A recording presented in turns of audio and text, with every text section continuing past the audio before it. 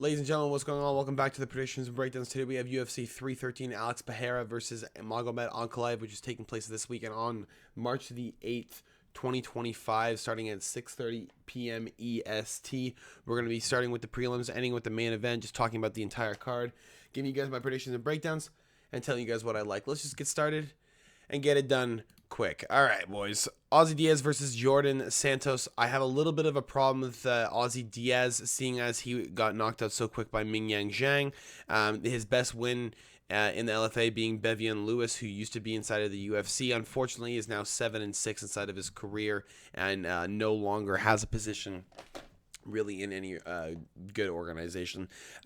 Santos is a half decent wrestler. He was able to defeat Will Curry inside of the Contender Series, able to create a massive upset. Will Curry was one of those guys from the Cage Warriors where like he was kind of stomping on a lot of guys. He was getting a lot of submission wins. He was getting a lot of round one victories. And he was kind of creating a name for himself in England, and unfortunately just did not show up inside of the Contender Series. Looked like he was kind of stunned. Looked like he didn't really have anything for Jordan Santos, and Santos was able to get a victory. My problem is both these guys are kind of cans. I don't really like Jordan Santos. I think Ozzy Diaz has good power, and I think he actually has really good knockout capability. I think when it really comes down to it, I think his takedown defense is decent enough to where I don't think he's going to be getting knocked out here. I think he's going to be submitted here in the wrestling. I think we're going to be standing and banging with Ozzy Diaz and Santos throwing until one guy goes down. I can see Ozzy Diaz getting a victory, and I'm probably going to be hovering over Ozzy Diaz, seeing as I think this is going to be more of a slugfest. I think Jordan Santos is going to be a little bit surprised when he gets in there and feels the power of Ozzy Diaz. I think Mingyang Zhang got clipped once or twice and got rocked pretty good against him. And I'm expecting him here to just kind of have the more explosiveness and to be able to take Santos out before he can get that wrestling started. I just think Diaz is just going to keep him on the outside, trying to keep him away from him, and is just going to counter shot him to shit. We're going to move on next in the prelims. Chris Gutierrez versus John Castaneda. Now, this fight has changed a couple times over the weeks. It was supposed to be Douglas Silva de Andrade. He was rumored to fight a different guy a couple weeks ago, and ends up being Chris Gutierrez. Kind of an unfortunate matchup for John Castaneda, seeing as he's one of those guys that likes to mix it up, one of those guys that likes to force you against the cage, gives you a lot of things to think about, tries to utilize everything he has to try and get the win. He's fighting Chris Gutierrez, who's kind of just got too crisp of boxing to where I think he's going to lose. I think at this point, I think after watching the Kwang Lee fight too, after watching that Song Yadong fight, I think he had some pretty decent boxing against Song Yadong, and I think here against John Castaneda, I think he's just overmatched for the kid. I think he's just going to be able to utilize the box and keep at range, and I don't think we're going to see any grappling. I think the takedown defense of Chris Gutierrez is just too good. I think if he really wants to go to the ground, he's going to have to force something that he's not comfortable doing. I don't think John Castaneda has the capability to keep Chris on the ground regardless. I think Chris's ground game is good enough to the point where he's able to keep himself up and able to keep himself point fighting. I like Chris Gutierrez here, not for a knockout, probably go to the distance. It's just I think the flavor of competition that Chris Gutierrez has fought is just significantly better than anything John Castaneda has touched in his life. I think he just has a lot of big knockout victories that you can't really take away from. I think he does have a lot of guys that are lesser known on his record, but again, John Castaneda, we're looking at a Miles John victory and a Muin Gafurov victory where Muin Gafurov kind of got fucking... Wait, he beat Rinya Nakamura? I kind of forgot Rinya Nakamura lost to Muin Gafurov. Yeah, I totally forgot about that. Anyway, John Castaneda does have that win against Gafurov, which looking back, I guess is a little bit hindsight 2020 is a little bit better. Does have the loss against Daniel Marcos though, and that was specifically because Marcos's boxing was just more fluid. He was just able to piece up John Castaneda with good, clean combos and able to get those the points on the scorecards and end up not being forced on the ground. And I think this is just gonna be a similar situation. I think it's gonna be almost the exact same fight. I think it's just gonna be Chris Gutierrez backing up, popping John Castaneda with good, clean shots, and end up winning a decision on the scorecards. We're gonna move on next to the prelims. This is an easy one to predict. Marion Santos versus Francis Marshall. I don't think Marshall's bad. I think his wrestling is really good. But it's going to be similar to the same thing I thought was going to happen with Khan Ofli. Ofli is also a really good wrestler. Was trying to put on the pace on Marion Santos, maybe put him down to the ground, lock up a submission. He was attempting a lot of things, and Marion Santos was having none of it. He was just backing up, popping him with jabs, good counter shots, and I think Francis Marshall's in a bit of trouble. I think he's going to get caught early, and I think he's going to get dropped, and I think Marion Santos is going to just follow up with some devastating shots, and I think Marion Santos is going to put this kid away. I can see Santos just like making a big debut, man. Like granted, he's had his UFC debut. Apex. I don't count that shit. Like I don't. I really don't. I think this is more important to Santos. I think this is a bigger deal than just some shitty Apex card. I think this is a good time for Marion Santos to come out and starch a kid like Francis Marshall, who has decent experience against good rounded guys and has a decent win over Denis Bajruka, who's, I think is fucking terrible, but at least he has a win over Connor Matthews where you can like kind of give him a half fucking nod, all right? At least you can give him something. I don't think he's very good. Went the distance with Sean Woodson after missing weight. That was a terrible fight to watch. Sorry, we're talking about Denis Bajruka. But Francis Marshall having a split decision loss over William Gomis, getting knocked out over Isaac Delgarian, who is a massively hyped prospect at this point, who's just like, everyone thinks he's just some fucking wrestling god that's just in the UFC to maul people. Meanwhile, Christian Rodriguez shows you can outlast him, you can fucking outpoint him. I think Francis Marshall's just outmatched here. He is, Santos has more experience, higher level guys, realistically inside of the LFA that he was fighting. And Dan Argueta was able to ground and pound this poor kid out after 3 rounds of just overwhelming pressure, just kind of gassing out Santos to the point where he had nothing left. But this is not a position where I think Francis Marshall is going to get to. I think it's just going to be an absolute devastation of a fight to watch. Next on the prelims, Alex Morono versus Carlos Leal. After the loss against Rinat Fakhretdinov, I don't know how you can't pick Carlos Leal.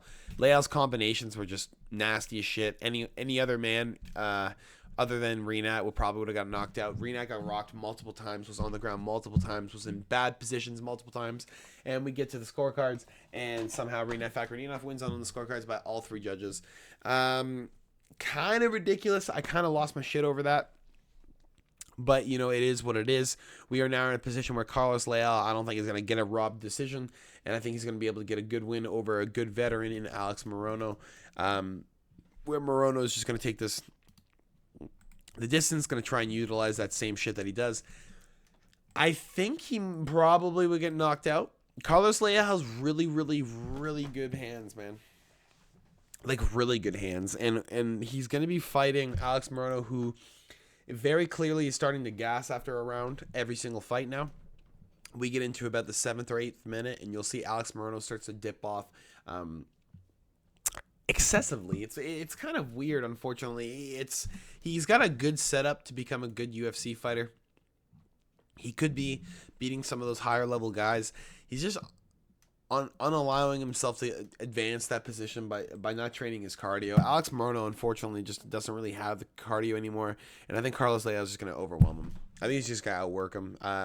Carlos Leal arguably almost has the same experience that Morono has. Leal being in the PFL for a while, being an LFA champion, he has a lot of experience underneath his belt. He's not just fighting these complete bums. He's not fighting, crazy good guys, but he's also not fighting these terrible people like most guys in the regional scene are fighting. Carlos Leal weighed in, that's not true. He definitely did not weigh in. No, they weighed in today, excuse me. This is Thursday, I guess I'm recording this on. We're 11:52 on Wednesday, basically Thursday. I think Carlos Leal is just too much. He's too much for a Morono that gasses out too quick. Like, the takedowns are nothing for Lael. Lael's going to fucking counter all of them. He looked really good against Renat. His grappling, his takedown defense was really solid. He looked like he was able to get out of every position Renat offered him. And I think Renat's better than fucking Alex Morono. So give me Carlos Lael any day of the week. We're going to move on next on the prelims. We have Bruno Ferreira versus Armen Petrosyan. Bruno Ferreira is going to torch Armen. After the loss against Shara Magomedov, I kind of look at Armen Petrosyan differently. He didn't look like he had anything for Shara Bullet, who's a little bit, for a guy with the name Bullet, he's supposed to be super quick with those kicks, supposed to be super fast, and fucking, what's his face? MVP. That's his name, right? Michael Venom Page. There we go. Sorry, I don't know why I couldn't figure out that name in my head. Michael Venom Page beating Charbot Magomedov, kind of fraud checked him in my opinion. You just see a guy that's not as fast as you thought he was. Gets caught with clean shots whenever guys move in and out really well. Like, I don't know. It's really weird. He has a good win over Christian Leroy Duncan, who I rate very highly in my head. But Bruno Ferreira is just a guy that torches guys. Doesn't back down, especially inside of that first round. He will fucking give his soul in that first round to try and knock you out. He does not care. If he's gonna lose the fight, he's gonna fucking give you 5 minutes of hell regardless. And I think Armen Petrosyan, I don't think he has the capability to take that type of punishment. I think Armen Petrosyan gets knocked out inside the first 3 minutes. I think he's going down. I think Petrosyan is going down. And if he survives the first round, congratulations. He's going to get a submission victory inside of round 2 or 3. Even though Armen's literally a boxer, we're getting a submission victory round 2 or 3. But, like, Bruno Ferreira, you better fucking hope he gets a knockout, because this guy gasses really, really easy. And you saw it inside of the Dustin Stoltzfus fight. He was gas at the end. He was just winging those elbows trying to get anything, and that was a crazy ass elbow he got in the end. Anyway, we're gonna move on because that one's just too easy to predict. Again, mark my words, come back to this whenever you see Bruno Ferreira just torch him super quick. Next on the prelims, Ray Tesoro versus Joshua Van. Joshua Van's gonna just teach him a lesson. Ray Tesoro after the Carlos Hernandez fight. Carlos Hernandez proved that Ray Tesoro is not everything he is. Joshua Van's takedown defense is next level when it comes to the 125s. He's probably the best 125 as a prospect, in my opinion. He is inside of the top 15 at this point. He did lose to Charles Johnson after winning the first 2 rounds by knockout. It's an unfortunate loss, but I think Joshua Van's here to renegotiate the terms of his contract. I think he's getting close to the end of his contract. I think he's looking for a big upgrade, and I think a Ray Tesoro win, man, what a fucking statement that would be. I don't know if Van's going to torch him. I don't know if he's going to put his lights out. It's very possible, seeing as Ray Tesoro clearly gasses. Like, he forces way too much. He expects a knockout way too much. And I think coming into this fight, I don't think Ray's going to gas, because I think he's expecting a long fight against Joshua Van. I don't think he's expecting an easy victory. And if he is, I think he's very null and void. I think it's a very, very bad idea to even assume that you're going to have an easy time when it comes to fucking Joshua Van. This guy's a little bit different than your normal fighter, man. A little bit different. This guy's just got different level cardio, different level boxing. Small kid that can outbox half the guys that are taller than him. I want to see what Joshua Van got against a heavy wrestler. And if he can tune up Ray Tesoro, let me tell you, at 125, this kid's got fucking, like, hell. He's got fucking heaven ahead of him, basically. What do you got at top 15? You have Tair Ulanbekov, a wrestler that's just trying to get you down and trying to force you to adapt to his game. Muhammad Makayev, who's not even inside of the fucking UFC at this point. I don't know why he's on there. Bruno Silva. Joshua Van will piece up Bruno Silva. Give him Bruno Silva, I dare you. Azuam Abayev, at this point, he kind of got fraud checked by Manel Cap, even though Manel Cap did foul him a couple times, which that's terrible. He would have won the fight anyway. He did not need to foul him. Joshua Van probably beats Amabayev at this point. If he wins, again, if he wins this fight, if he proves he can beat a wrestler, man, he can be in the top 5 if he really wants. You just gotta keep working. 23 years of age, man. You're gonna see Joshua Van getting real close to sniffing that belt soon. Real close to sniffing that belt. That kid's really good, man. He's only 23. Let's see him tune up Ray Tesoro and bring home another victory for Myanmar. We're going to move on to top of the prelims. Curtis Blades versus Rizvan Kunyev. Pretty sure this is the guy that got jacked up for steroids against Renan Ferreira. Then again, he is fighting Renan Ferreira, who, like, you know, like, look at this dude. He's 6'8", 85 inches of reach. Wouldn't you take fucking steroids if you were fighting him? He was down 9 inches of reach, 4 inches of height. He took anabolic steroids, drostenolone, oh my god, stenolone, metanolone, boldenon, and 19 norin. I don't even know what the fuck this is. This just looks like a super soldier fucking, like, I don't even know what this is. This is like they gave this to Captain America to fucking melt through steel beams. I don't know what the fuck this is, but this is a juice head. Basically, we have a juice head inside the UFC. Even though he's a fat fuck and he looks like he hasn't worked out a day in his life, he is a juice head. And he's going to be fighting Curtis Blades for the number 5 spot in heavyweight, which doesn't make any sense. This is how fucking shallow heavyweight is. We're having a guy who no one knows, coming from the Contender Series, just knocked out Hugo Kona, who, but meanwhile, by the way, this is Hugo Silverback, who's absolutely fucking dog shit. Like, Hugo is not good at all. He has nothing going for him. He's just some fucking fat ass wrestler, jiu-jitsu player, and they thought Hugo was a good matchup for Kunyev. Apparently, I don't know what kind of fucking, I don't know who wrote that into existence, but sure, Curtis Blades should torch him. Like, I don't know, man. He should take him down and just absolutely wreck this dude. He should just wreck this dude.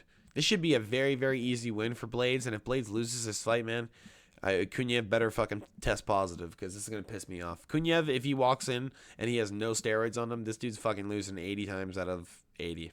Like, there's no way Curtis Blades loses this fight. He's just too high level. This is a different... Listen, this is probably going to be the fight that just proves that UFC is a different level. This is just going to be a fucking beatdown. It's going to be a beatdown. An absolute beatdown. Meanwhile, this is a guy who beat Renan Ferreira, by the way. This is a guy who went the distance with Renan Ferreira, didn't get torched by that guy, and was able to go the distance. Dude, I still think Blades fucks him up. I think the takedowns are just too aggressive, and I think Rizvan is just fucked. I really think he's fucked. I think he's going to get caught with something, and he's just going to go down. There's not much to talk about. I hate the fact they're giving this guy a number 5 ranked spot. You need to move yourself up the rankings, buddy, and you're about to learn a big lesson. We're going to start off the main card. If you guys did enjoy this so far, make sure to drop a like, subscribe if you have not already. We have King Bobby Green versus Mauricio Rufy. We're going with the fighting nerds here. He's going to knock out Bobby Green. I mean, I like Bobby, bro. I really do. Bobby's one of my favorite fighters to watch. Bro fights hands down. Fights very street fight type shit. Looks very good while doing it. No bullshit. He looks solid. Always looks solid. Does leave his hands down way too much. That's just his style. That is what it is. He's kind of fucked because Rufy is a guy that just puts it on you. He's going to follow Green. Green's going to back up against the cage. Rufy cuts off the cage very well. His significant strike percentage and accuracy, very high. This guy is very scary. He will be walking down Green. I do think Green has a chance. I think he has the type of grandfather type shit where he has the experience. He knows where he's at. He knows his position in this area. He knows he's the wolf. He's the alpha that the pack's trying to take out. That the pack's trying to take out, fucking, to take over and make a new. I think Rufy's just gonna torch him. I think it's gonna be probably round 2. I think Green's gonna make it through a round and just get popped. Green's been getting knocked out a lot inside the first round recently, getting choked out inside the first round. The last 3 years, he's been dropped 4 times. Tony Ferguson dropped him, I'm pretty sure, if I'm not mistaken, or cracked him pretty good, even though it's a ghost of Tony Ferguson. And if Tony Ferguson's hitting him with anything, Rufy's going to put him out. Rufy's best win is fucking Jamie Malarkey, probably, that knockout. Kind of bad, but I don't know. King Green's on his way out, man. He changed his name to King. He's 38 years of age. Like, he's got CTE written everywhere. Good luck. I like Rufy here. Fighting nerds are just too good at this point. We're gonna move on next to main card. Amanda Lemos versus Yasmin Lucindo. I did originally pick Amanda Lemos to win this fight. I just thought her boxing was going to be a little bit annoying for Lucindo to deal with. I thought Lucindo forcing takedowns was going to find none success after Verna Jandiroba did the exact same thing and had to force her way to the ground. But Yasmin does train with Verna Jandiroba, which I found out.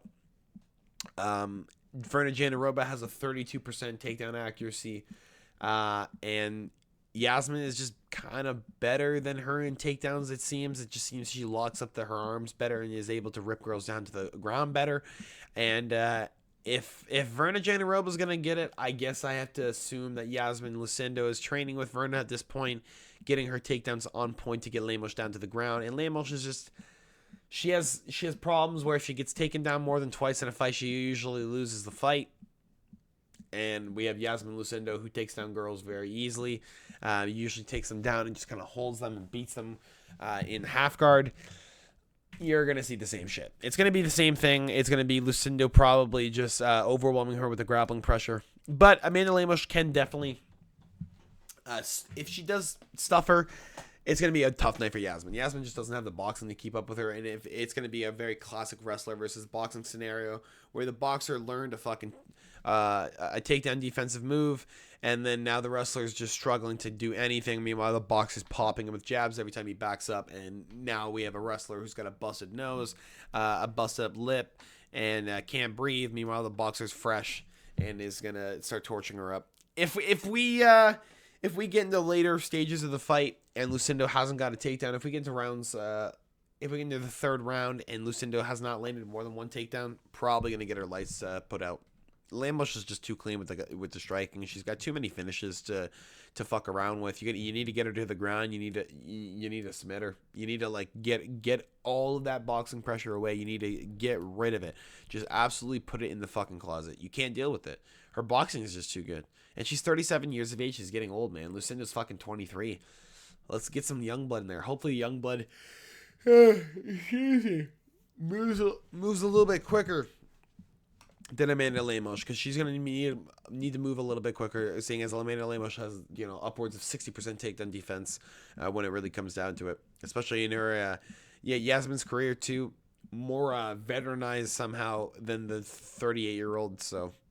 At 23, being more veteranized than the 38-year-old, you better fucking hope that she gets a victory. Because just off experience alone, she should be able to win this fight, especially off of the people that she's fought. We're going to move on.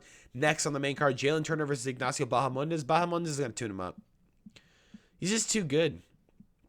Too good on the outside. Jalen Turner, if you're getting knocked out by Renato Moicano after you drop him, man, I don't want to be around you. Losing to Dan Hooker on that split decision, close fight. Losing to Mateus Gamrot to a close fight to split decision. Your best win being... What, Brad Riddle?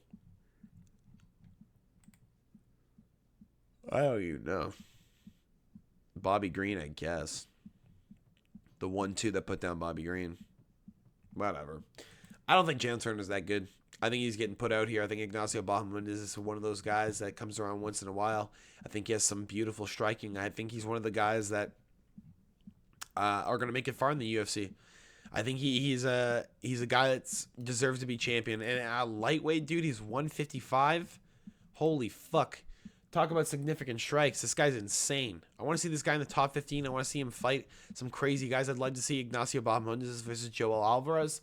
I'd love to see that striking affair. I think we can book it, Dana. I think we can get it booked. I like Ignacio Bahamondes to knock out Jalen Turner inside of the second round, and I'm going to be giving Ignacio Bahamondes to get over 80 significant strikes. I think Ignacio is just that type of guy. Let's just see. Ignacio Bahamondes stats. You ready? Here we go. And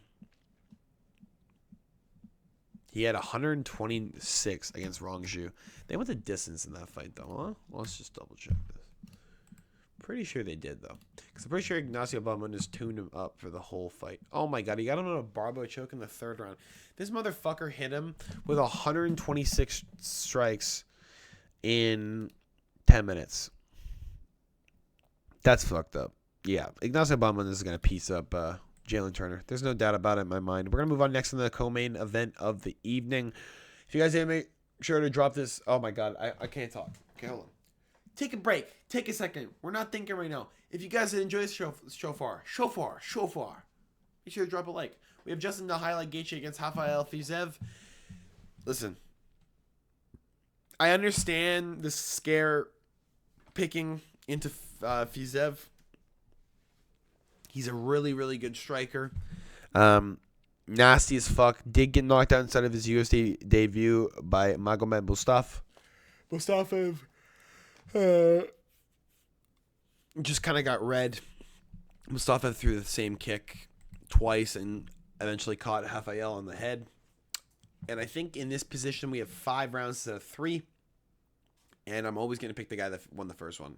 Justin Gaethje is just... He's Justin Gaethje, bro. He's not going to give up. He never gives up. He takes a punch. Granted, we don't know how his shin is right now. He did get fucking absolutely conked by Max Holloway, but he's been knocked out before. He got knocked out by Poirier a long time ago in his career. Before that, inside of his USA debut, did get knocked out by Eddie Alvarez inside of the last round of their fight in the 4th minute. Ate a knee to the dome and just fell flat on his face. I mean, that was an unfortunate fucking loss, man. He's literally, like, you hear him saying, please, sir, like, 10 times because he's knocked out cold. He's saying, please, sir. Please, sir. Please, sir. He's saying it to Herb Dean. He's just fucked up on the ground. I'm actually going to find that right now while I'm talking about this here. Anyway, Justin Gaethje's boxing's just, you know, it's just disgusting. We get into bad situations and we don't really give a fuck. That's kind of what happens. Rafael Fiziev is a little bit more calculated and a little bit better in the Muay Thai. He's a fucking nasty Muay Thai fighter. He's a Muay Thai champion. He has to be because the way this guy fucking fights, he's a Muay Thai champ. He just beats the shit out of guys. He's one of the most nasty Muay Thai strikers I've ever seen in my life. And I'd love to see him beat the shit out of Justin Gaethje. I don't think it's gonna happen. I think Fiziev, inside of their first fight, realized that Justin Gaethje's just a tank. He's never gonna stop. He's always gonna come forward. And that's a problem for Fiziev. Fiziev needs a guy that's gonna back up, and then he can start calculating shots on. You're not gonna be able to calculate shots on Justin Gaethje. You're only gonna be able to deal with absolute pressure, and pressure makes diamonds. But I'm not sure if this diamond's gonna shine so fucking bright. We're gonna show you guys. Down goes Gaethje might be out. That's it. That is it. The underground king, Eddie Alvarez. Unbelievable. Gaethje's trying to get up, and he's out of it. Gaethje not exactly. Yeah, I'm not sure what the fuck he's saying there, but it sounds like he's saying please, sir, to Herb Dean. That's a bad knockout, but I still think Justin the Zombie Gaethje gets it done. I think he's going to walk through Rafael Fiziev. I think he's going to just walk forward. I think he's going to just see the light at the end of the tunnel, and I think the light at the tunnel is Fiziev's face, and I think he's going to walk towards it and punch it in the face. All right, Gaethje by decision. Next on the card, we have the main event of the evening. Again, drop a subscription if you guys have not already. Drop a like. We're going to be doing the live stream on Saturday. The fucking best bets are coming out today, Thursday. Today they're coming out. Alex Poatan Pereira versus Magomed Ankalaev for the light heavyweight championship of the world. Guess what? Everyone thinks Magomed Ankalaev is going to submit Alex Pereira. Do you see a submission on this dude's victory list at all? No, you don't. You want to see something?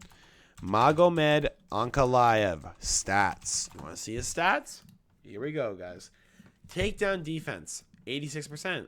Takedown accuracy, 31%. He has the takedown accuracy of less than one takedown a fight. If he's not taking down Rakic, if he's not taking down, I mean, he took down Jan, but that was in the later stages of the fight when Jan kind of gave up on the striking for some reason. He didn't take down Anthony Smith. He took down Thiago Santos once. He took down Volkan once. He didn't even get Ion Kutalabe down. We just went to a fucking brawl. Guess what? He's probably going to get caught up in the brawl. Everyone gets caught up in the brawl with Alex Pereira. Guess what? Magomed shoots for a takedown. The fucking uppercut from hell is coming from Pereira. And if you lay on Pereira for one round, it seems as though whenever you lay on him for a round and you wrestle him for a round, he just gains extra power.